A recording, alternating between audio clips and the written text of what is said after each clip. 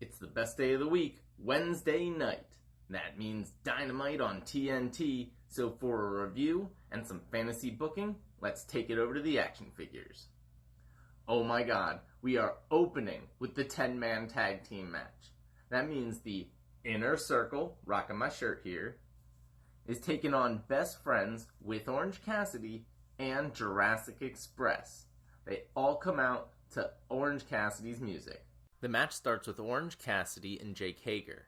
Cassidy gives his trademark devastating kicks with his hands in his pockets, but eventually he's caught before some Jericho interference. This all leads to a brawl, and it turns out the referee is useless. JR makes a snide comment about people being there to catch all these dives. Marco's stun is being used as a weapon. He's not even in this match. Did JR just imply that Chihuahuas can't be male? Yes, a 5-person best friends hug. Sammy tries to break it up, but gets an Orange Cassidy kick. Back to a more or less normal tag team match. I love Luchasaurus, and I love his kicks. They work perfectly with his gimmick. But he does them so slowly and lumberingly that it bugs me. We get a hoss fight per usual. Jericho tries to bring in his baseball bat, but he's stopped by Orange Cassidy. Matt Hardy's music distracts everyone as Matt attacks Sammy. A roundhouse kick from Luchasaurus gets the win for the babyfaces. On his way out, Matt taunts Sammy, his former potential mentee, from the crowd. The theme for the night is going to be that I can't fantasy book this any better than it's already been presented. This stuff is absolutely fantastic. I will say, I might be able to find a Jack Swagger figure online. I definitely want an Orange Cassidy and a Luchasaurus figure when those come out. But for now, Jericho will just have to do. Jon Moxley cuts a promo backstage. He says he tries to stay out of other people's business, and he thought his issues with Brian Cage were over, but then they went and beat down Darby Allin. Darby's half Cage's size, and Cage couldn't even do it alone. Mox would be a punk bitch if he didn't step in. Speaking of punk bitches, Ricky Starks has fallen in with the wrong crowd. Let's see how he likes it when the odds are even. Mox doesn't start fights, but he does finish them. Afterwards, Taz talks some smack about Mox on commentary. This week's TNT title match sees Cody take on Warhorse, an apparent indie legend who got a big push for this match on social media. Warhorse has an awesome heavy metal entrance with lots of fire. I don't know who the hell this guy is, but I already love him. He's like Rick Buggs meets the Ultimate Warrior. Commentary's making a big deal about his indie credentials, and putting over how the TNT title gives exposure to guys like this. It's a pretty standard version of this open challenge, with Cody putting over the young guy. After the match, Dark Order attacks. Warhorse attempts to fend them off, but they beat him up as well. Arn Anderson squares up when suddenly Matt Cardona makes his AEW debut. They acknowledge his friendship with Cody, and dude, he looks incredible. Jericho and the Inner Circle come out to interrupt Tony Schiavone's announcement about All Out. Jericho is still wearing his $7,000 jacket that's stained orange. They're furious with how their night is going. Sammy thinks Matt Hardy cost him his first match back on Dynamite and calls Matt a son of a bitch, which translates into Spanish as son of el bitch. Jericho announces that in 2 weeks he will have a rematch with Orange Cassidy. If Jericho wins, he demands $7,000 cash to replace his jacket. As for next week, he's challenging the freshly squeezed one to a debate with a special guest moderator. Santana admits that Jericho smells like cat pee, so he storms off. We get a very interesting contract signing with FTR. They're not signing for a match, they're signing contracts to become official with AEW. And instead of taking place in a ring, it's actually in an office, where contracts get signed.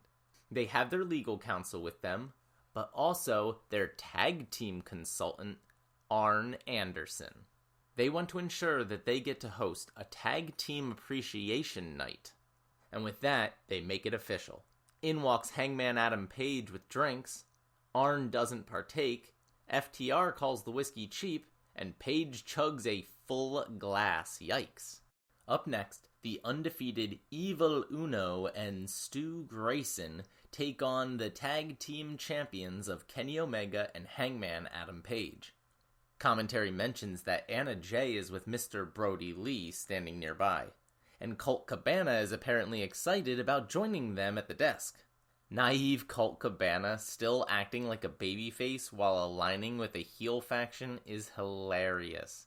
He says he's not an official member, just hanging out right now. Before the match, Hangman Page attacks Dark Order during Kenny's entrance for some reason. Evil Uno showing off some crazy agility.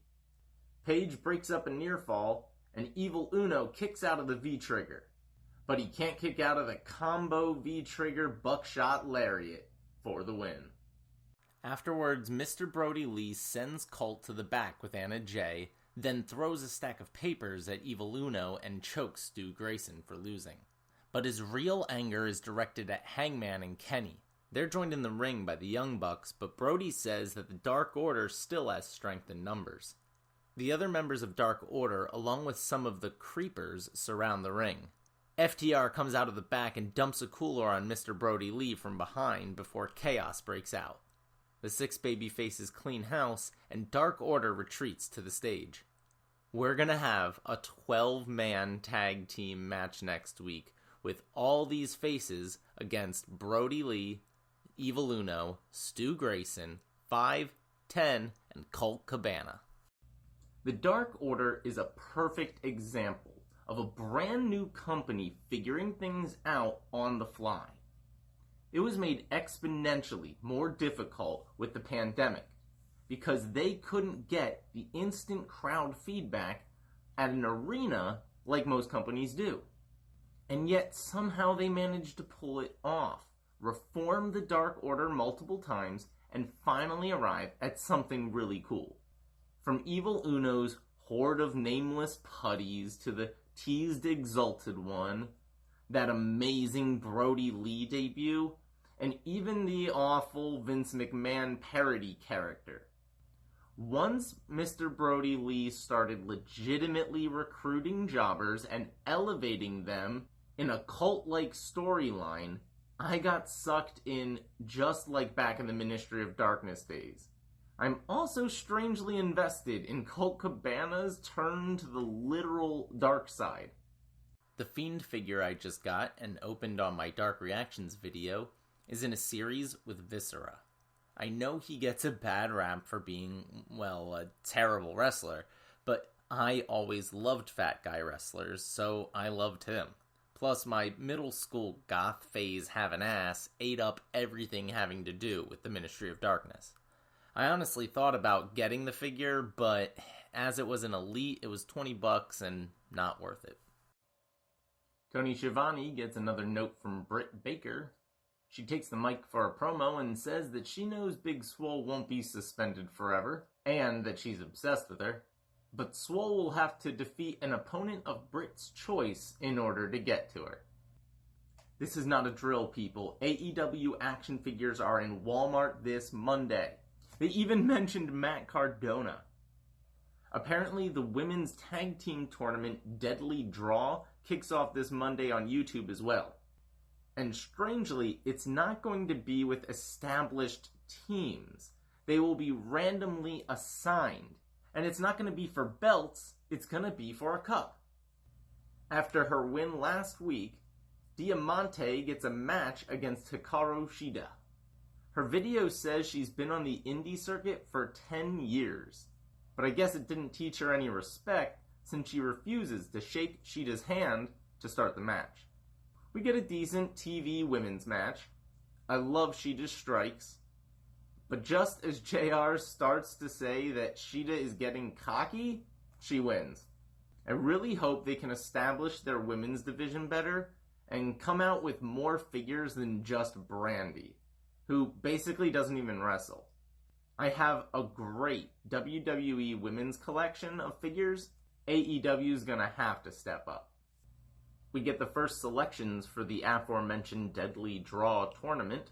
Nyla Rose and Vicky Guerrero are backstage, not wanting to be interviewed.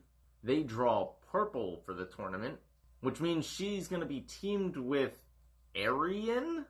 This is apparently the former Cameron from WWE. Okay, we need to talk about MJF's State of the Industry address. To start, we get a skit of MJF making his way to the ring a la Goldberg with an entourage. We see signs in the ring and around the ring that read, "We deserve better." We'll get to this later. He kisses a baby and then acts disgusted. Every time he touches someone's hand, he needs sanitizer. Finally, we get MJF standing at a Burberry podium with a red tie. This is some classic heel shtick right here. He calls the crowd marks, says wrestling fans aren't bright. He condescends to the female intern. He tells fans to use specific hashtags online. He insults the bench warmers at ringside, etc. MJF says a certain individual called for change, even a paradigm shift. Then he brilliantly compares Moxley to Hulk Hogan and refers to WWE as the place of titans, ending with some politically charged language by saying that Moxley isn't his champion. In fact, the entire wrestling industry has seen negative side effects ever since Moxley became champion. Where is the wrestling? All he sees are gymnastics. Flip, flop, and fly, and/or almost die. Great line. He accuses Moxley of cosplaying Stone Cold Steve Austin and starts to call him Dictator John. MJF reminds us that he's undefeated and says he actually draws better ratings minute for minute than Moxley does. He proclaims that it's time for a new guard, and he plans to lead AEW for the next 25 years until it is the pinnacle of professional wrestling. To a chorus of boos, he challenges Moxley for his world championship at All Out and screams, "We deserve better," referencing those signs from earlier. This was absolutely incredible. It is one of the best promos I've ever seen.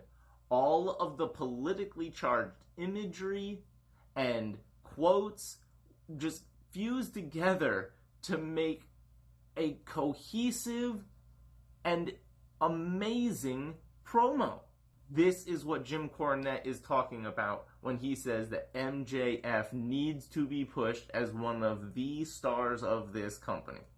Somehow this episode isn't even over yet. In our main event, Jon Moxley and Darby Allin are scheduled to take on Brian Cage and Ricky Starks. Darby's music starts to play, but he doesn't come out. Moxley's music plays, and he does come out in his usual entrance style through the crowd. Taz is up on the video board cutting a promo. He says Darby must have gotten beaten so bad last week that he couldn't show up. He starts to brag about Brian Cage before handing off the mic to Ricky Starks and going back to commentary. Ricky lays into Darby for their difference in styles, and him and Cage make their way to the ring. Not gonna lie, these two look like absolute studs. They're jacked, handsome, athletic, and at least one of them can clearly talk. But on their way out, Cage and Starks are attacked with a coffin drop through the fog off the entranceway by Darby Allin. I guess that's one way to start a tornado tag match. The match is chaotic from the very start. Taz says Darby is fearless but dumb. There's weapons absolutely everywhere. You know, it's just a trust fall, but I fucking love the coffin drop. Oh my god, Darby gets a thumbtack-covered skateboard and nails Ricky Starks with it from the top rope for the win. That looked so painful. They didn't just stab him in the back, they scraped across his back, and the blood afterwards shows just how bad it actually was. After the match, Darby points to Moxley, and commentary announces that he'll get a title shot next week. Yes, I like most of the former WWE guys, but AEW is also building Darby Allin, Orange Cassidy, Jungle Boy, Luchasaurus, MJF, and a slew of tag teams, including Private Party. They perfectly use their old guys to give the rub to the new guys. That's the way it's supposed to be. What can I even say? In the immediate aftermath, that episode left me literally exhausted. In my opinion, it was perfect from start to finish. Incredibly entertaining, great pro wrestling, awesome storylines, huge builds for the future. I don't know what else you want. There was not a single bad segment here. And there were so many moments that we're going to be talking about online. Proverbial water cooler talk. This might be one of my favorite AEW Dynamite episodes of all time. Alright, I guess we'll be back with a SmackDown review later. But damn, there's no way WWE will be able to compete with that. Either way, please go and do all the normal YouTube stuff. Like, share, subscribe, and I'll catch you next time.